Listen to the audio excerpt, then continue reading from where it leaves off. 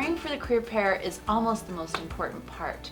First thing is do the research. The biggest thing that I think students can do to prepare for the career fair is doing research. Look up the employers that are coming. You want to choose 4 or 5 of those employers that you're the most interested in. Prepare a resume that's targeted to those 4 or 5 employers.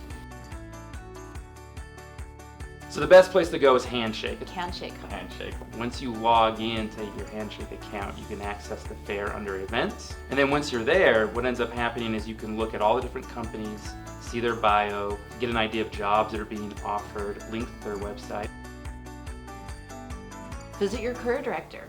Ask them for advice on how to talk to the employers that are there at the career fair. You can visit the career studio. Absolutely get your resume reviewed and looked over by career mentors at our office in the Wilkinson. Which is located in the basement floor of the Wilkinson Center, and the peer tutors there can give you lots of great advice and help on how to dress, what questions to ask, just how to be ready.